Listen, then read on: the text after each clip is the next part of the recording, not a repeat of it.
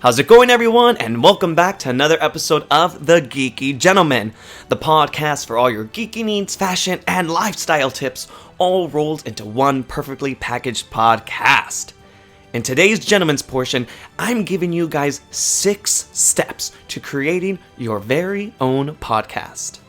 Alrighty then, enough said, let's jump right into the podcast. So today is a special Gentleman's segment. Last time I did a how-to segment, which was 7 tips to becoming an influencer on Instagram. You guys really liked it. It did very, very well. So I decided to share with you guys some more advice. This time with starting your very own podcast. Podcasts are continuing to grow in popularity with more and more people listening to them. Since I started my podcast, The Geeky Gentleman, I've had so many friends reach out to me asking for advice on how to start a podcast. So I figured this would be a great segment for me to give you guys 6 steps on creating your very own podcast. Number 1, topic. Needless to say, before you start a podcast, you have to figure out what you want it to be about. Some things to jumpstart your creativity to figure out podcast topics are you using your podcast to generate leads for your business? Are you wanting to use your podcast to make yourself a recognized leader in a certain field? Do you have an important message that you just want to get out to the world? Or is it just fun or for just a hobby? Have a good think on what you want your podcast to be about, because obviously you're going to be talking about that topic a lot.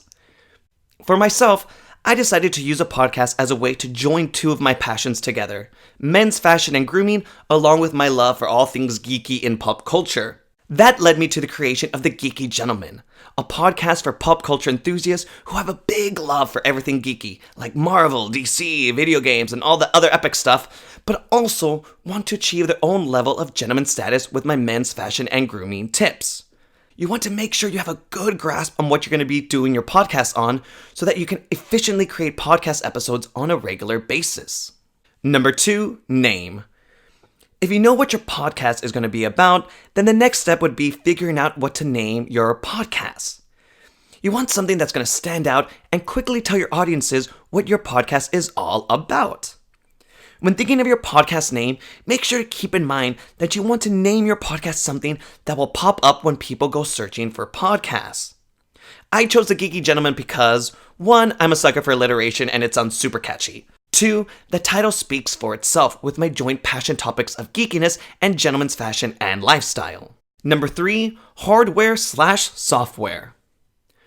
So if you're continuing down the rabbit hole and you figured out the topic and the name of your podcast, what's next? Well, naturally, you're going to need some podcast equipment. Don't worry, I'm not going to break your bank account, but you should invest in certain pieces of equipment so that your podcast sounds professional. The last thing you want to do is create a subpar podcast recording and have that turn off your audience. When I started, I spent only £220 on my equipment, and it's still the same equipment that I use to this day. What's even better is that I got it all on Amazon. I'll add the links in the caption of the podcast and the video caption for you guys. The first thing you need, and I cannot stress this enough, is a good microphone. It's the main component to making sure your voice is coming through clear, so don't skip out and buy a cheap microphone if you can afford to get a good one.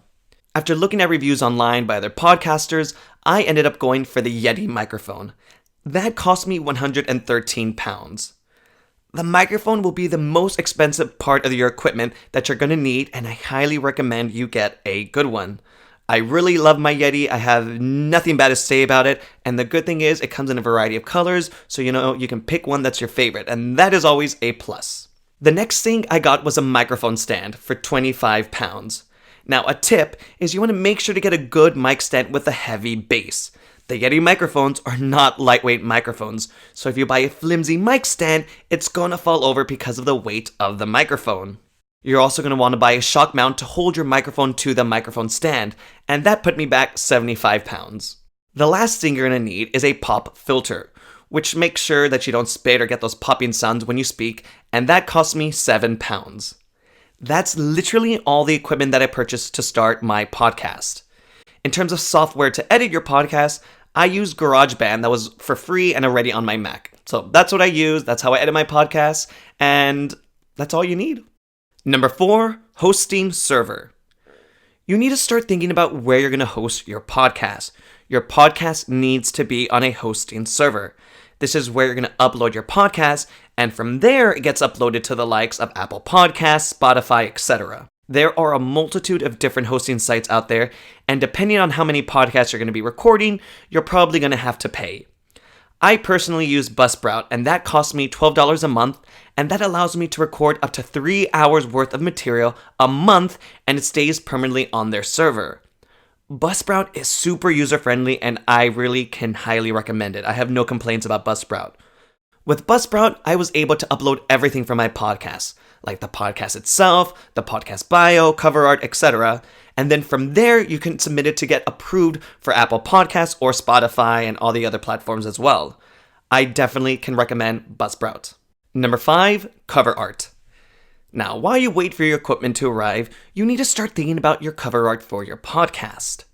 This is going to be one of the first things people see when searching for your podcast. So just like the name, you want it to scream what your podcast is about visually. If you can't think of anything off the bat, then take a look at similar podcasts and see what they're using for their cover art. Once you have a general idea, you can start creating something with Photoshop or Adobe SparkPost on your mobile, and you will end up with something pretty amazing, I'm sure. You 100% need cover art before your podcast is going to get approved on any of the podcast platforms, so do it. Number 6, music. Your podcast is going to need music. If you listen to any podcast, if you listen to the Geeky Gentleman, you know that most of them and mine have an underlying track at the beginning and at the end of the podcast episode. Again, you can easily find royalty-free music to use, but I took the extra step and I used Audio Jungle, which has a plethora of music that you can pay for. It's a small fee, and it ranges from something like $16 to $50 per song, and then you can use that song forever on your podcast. Audio Jungle will have way more of a selection and higher quality tracks to use than if you use a royalty-free music site. And there you have it, gentlemen, 6 steps to creating your very own podcast. Once you've completed those 6 steps, all you need to do is record your podcast, edit it, and then submit it. So get creating and go forth and find your podcast audience, because they are waiting for you. A big thank you again for listening to another episode of The Geeky Gentleman. I would be forever grateful if you took the time to drop me a review on my podcast. Feel free to drop me a DM on Instagram. I'm at DriftingDCal if you guys have any further questions on how to start your podcast. If you want more content from me, feel free to visit my blog at www.driftingdudes.com. And until our next podcast adventure, I will talk at you guys later. Bye.